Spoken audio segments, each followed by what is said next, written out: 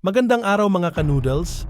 Bago natin umpisahan ang ating video, ay iniimbitahan ko kayo na i-click ang aking subscribe button at i-hit ang notification bell para lagi kang updated sa ating mga video.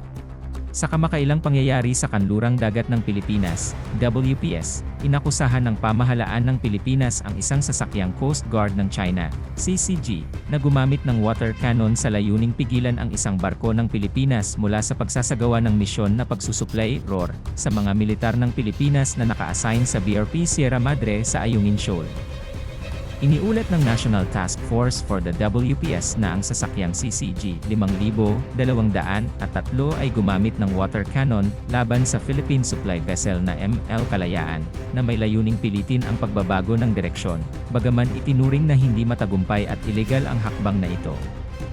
Ang tatlong barkong Philippine Coast Guard, PCG, BRP Sindangan, BRP Melchora Aquino, at BRP Cabra, na nag-escort sa supply vessel, ay naharas mula sa CCG at mga barkong militar ng China na nagbubuo ng blockade sa pasukan ng Ayungin Shoal. Ang monitoring sa pamamagitan ng Automatic Information System, AIS, ay nagpakita ng mapanganib na mga blocking maneuver ng mga barkong Chino laban sa mga barko ng Pilipinas. Bilang tugon, inakusahan ng CCG na legal ang kanilang pagsusuri sa mga barkong Pilipino at ang pagpapatupad ng control measures. Sinabi ng isang tagapagsalita ng CCG na 2 maliit na barkong transportasyon at 3 barkong PCG ay nagtrespass sa kalapit bayan na tubig ng Renai Jiao, Ayungin Shoal, sa Nansha Islands, Spratly Islands, ng China nang walang pahintulot ng pamahalaang Chino.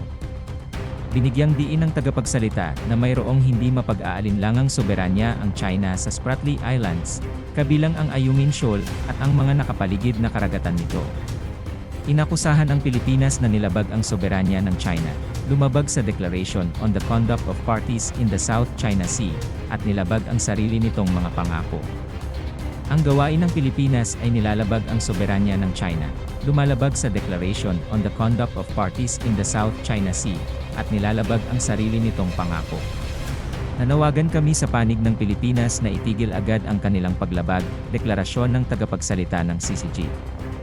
Idinagdag niya na ang CCG ay magpapatuloy sa pagpapatupad ng mga gawain sa pagpapatupad ng batas sa mga tubig na sakop ng jurisdiksyon ng China ayon sa batas, at nang may determinasyon na itanggol ang pambansang soberanya at mga karapatan at interes sa karagatan ng China. Maraming salamat sa inyong panunood. Kung nagustuhan nyo ang aking video, pakiclick ang like and share button, at kung hindi ka pa nakasubscribe, ay i-click mo na rin ang subscribe button at ang ating notification bell para lagi kang updated sa aking mga upload.